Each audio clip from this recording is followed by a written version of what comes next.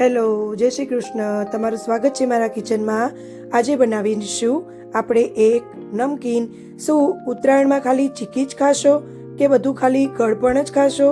કંઈક નમકીન તો ખાવું પડશે ને. તો ચાલો આજે કંઈક આપણે નવું એક નમકીન બનાવીએ જે બાળકોથી લઈને બધાને જ ભાવશે. જો તમારે આમાંથી ભેળ બનાવી હોય તો પણ ખૂબ સરસ એવી લાગશે.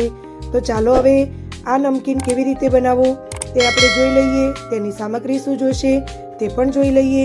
તો તેના માટે મેં અહીંયા આપણે જે તળવાના પૌવા માર્કેટમાં મળે છે રેડી, એ તળવાના પૌવા લીધેલા છે 1 વાટકો.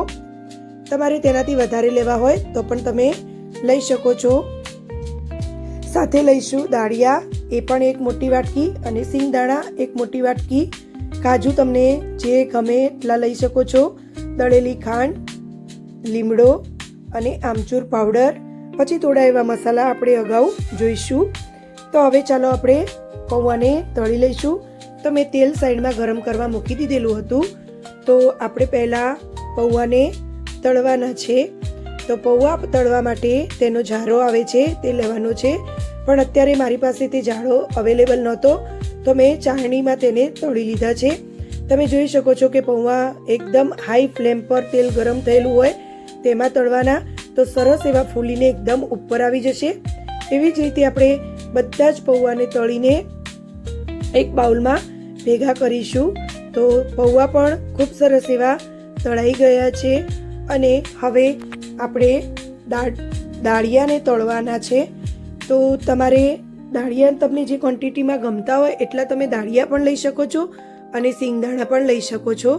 કાજુ પણ તમને જેટલા ભાવતા હોય એટલા તમે લઈ શકો છો. દાળિયાને પણ આપણે હાઈ ફ્લેમ પર તળી લેવાના છે.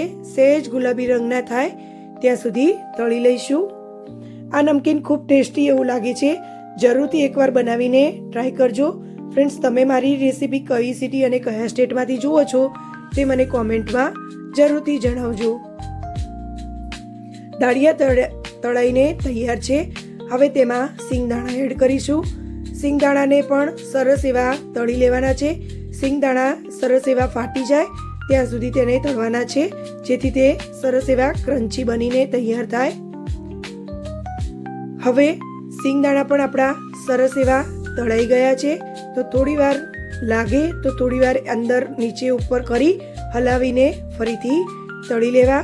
તો હવે સિંગદાણા પર તળાઈને તૈયાર થઈ ગયા છે. હવે લીમડાને થોડા આપણે તળી લઈશું. લીમડાને થોડું ધ્યાનથી તળવાના, જે નાખતાની સાથે જ એકદમ ફૂટી જાય છે. હવે લાસ્ટમાં આપણે કાજુને તળી લઈશું.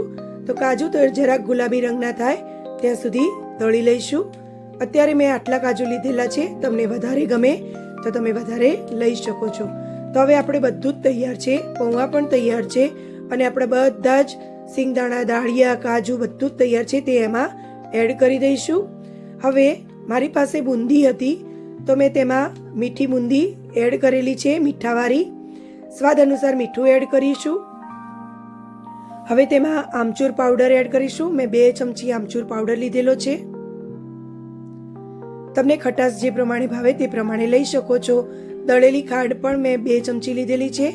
અને આ સેવ મેં ઘરે બનાવેલી છે. તમારે કેવી રીતે બનાવી તેની લિંક હું ડિસ્ક્રિપ્શન બોક્સમાં આપી દઈશ. તમે ત્યાં જઈને જોઈ લેજો.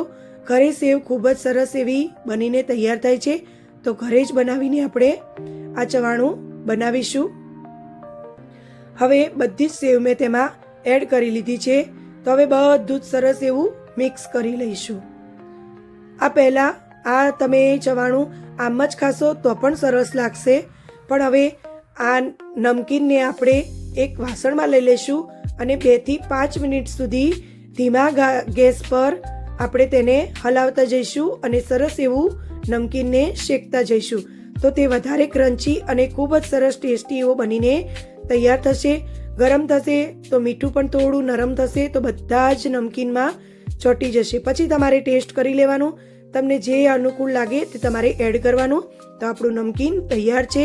તમને આ નમકીન કેવું લાગ્યું? ઉત્તરાયણમાં ખાઓ અને બધાને ટેસ્ટ કરાવો. કમેન્ટમાં જરૂરથી જણાવજો કે આ રેસીપી કેવી લાગી. તો મારી ચેનલને લાઇક, શેર અને સબસ્ક્રાઈબ કરવાનું ના ભૂલતા. એન્જોય. Thank you.